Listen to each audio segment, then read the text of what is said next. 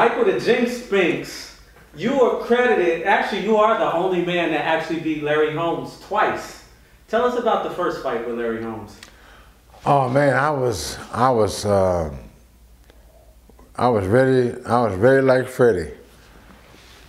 I was ready like Freddie, and the thing was, all the way up to the fight, all I was hearing was that I was supposed to be losing to Larry Holmes. So that kind of it was nerve-wracking me, you know. So I'm like, well. So as we're in the fight site, we're at the fight site. We're at the fight site in Las Vegas. We finally get there because I trained in New Orleans. Finally get to Las Vegas fight site. You know, all the butterflies and stuff start messing with you. And I'm like, oh man, how am I gonna fight the guy? And a voice came to me and said, just be yourself. Just be yourself. And say, look, if he start running at your ass, shit, turn your back to him and run around the ring. Turn your back to his ass and run around the ring. Let's see if you get him tired before you start beating his butt. But I didn't know what I was gonna do. And then I saw on the monitor in our dressing room, I saw Larry Holmes throw his 1-2, and then after his 1-2, he started throwing punches from down here. I said, okay. I said, so all I gotta do is throw a left hook or something like that. You know, once he's fighting like a cowboy, that's how cowboys fight. They're like, they don't have no guard. They're like,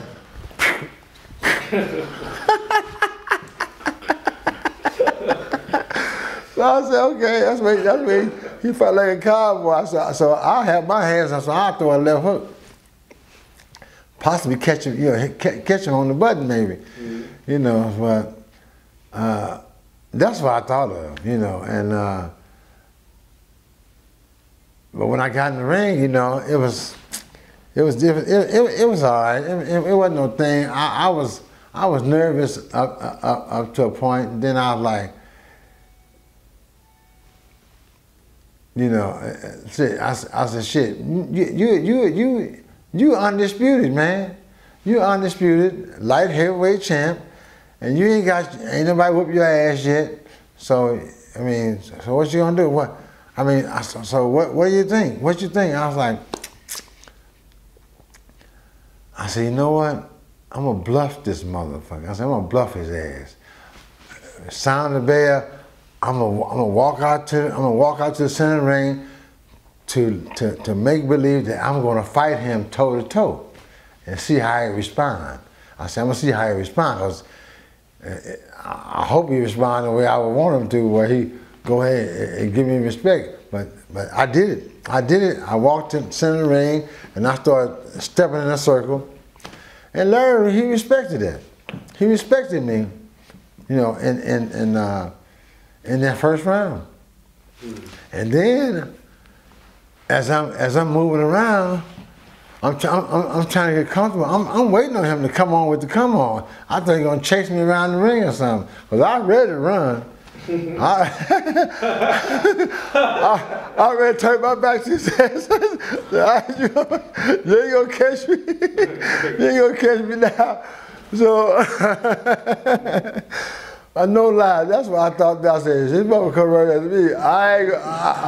I would turn my back to her and run around the ring and see what happens then.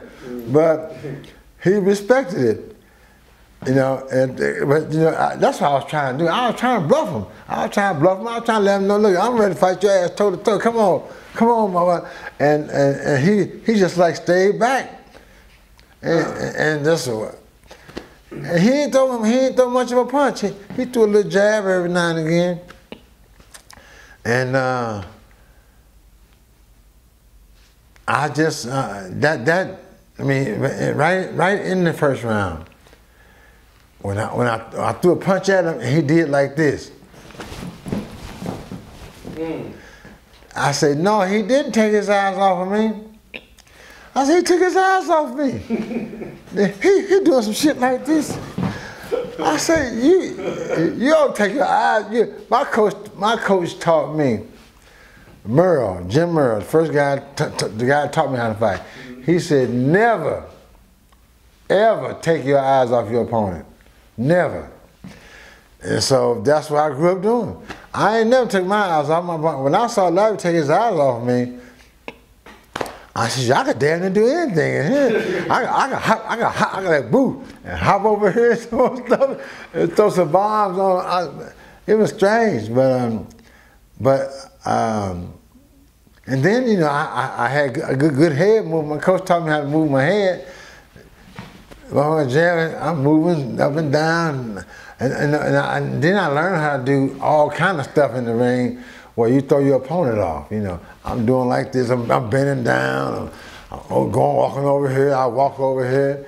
You know, I'm confusing my opponent as best I can, as best I could, you know, and it worked. And Larry just, I think the thing was he was used to wearing his opponents down and then taking advantage of them a little later on in the fight.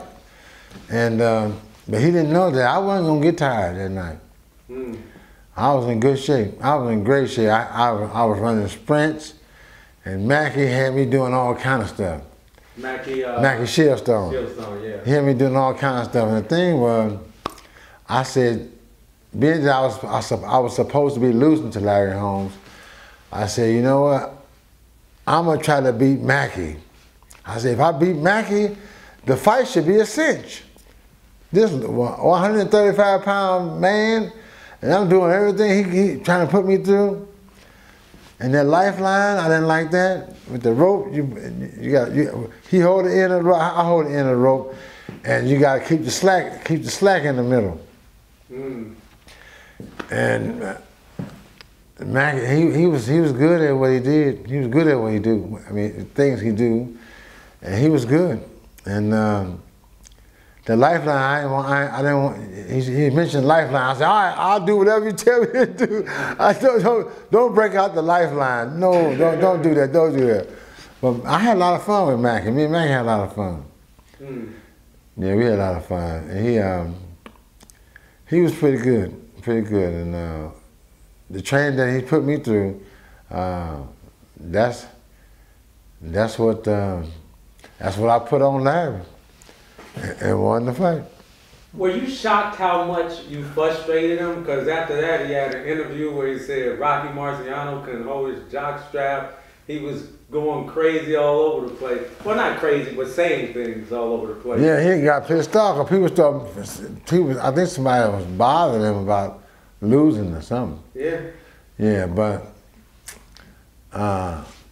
what was the question? Were you shocked at how frustrated you were able to get him? No, I wasn't frustrated because I mean, were you shocked at how frustrated he was? No, I wasn't shocked because a lot of times in the ring, you got to have more moves than X-Lax. Oh my God! I didn't even see that one coming, Jinx. The Jinx got me. I didn't even see that one coming. You said you gotta have more moves. You gotta have more. You gotta have more moves than X-Lax and do your thing. And you know what? And it was like, oh man, I'm telling you. And I had a wonderful time in the ring. I had a wonderful time in the ring fighting Larry because I had him confused, or he wasn't being as aggressive as he probably thought he should be, or he should have been. But I was ready though. I was ready for the throwdown. I was ready to, you know, shit, take out clothes, fight. No. You good. That's fine. All right. Yeah. Yeah, I was ready. I was ready, you know, I was ready to die. If I had to. That was the fight of my life. And you know what? And the thing was, at Joe Frazier's gym, Val, Joe's floor man that ran the gym, I used to, when I would always go about 5 or 4 o'clock in the evening, and the guys, I would try to get some boxing from the younger guys. They would say, "Nah, man, you got to pay us. You got to pay us." I was like, "I ain't got no money, man. You see, I ain't been in the ring, and I don't know how long. I ain't been in the ring. So where am I gonna get the money from?" So Val told me, he said, start coming in at 12 o'clock.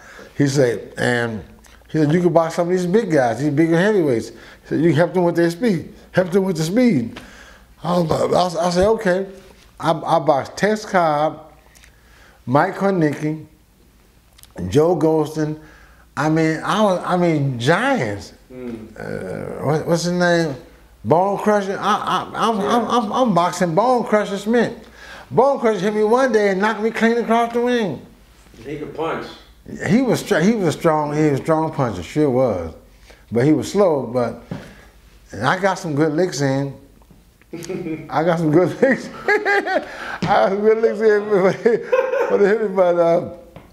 I had a lot of fun with them guys, man. I could come in 12 o'clock and get some good work in. We were in and out, in and out. Was the, a lot of fun. Which fight was hardest or easier, the first Holmes fight or the second Holmes fight? The first Holmes, both of them was troubling, but the first one was, I had it together, but I was throwing punches from round 1 all the way to 15. So that wore me out. I was wore out after the fight, but I was in shape to where anytime I had to fight, I had to fight, but it wore me out. I was wore out. Was it a mental wear out or physical? Physical, because I was working.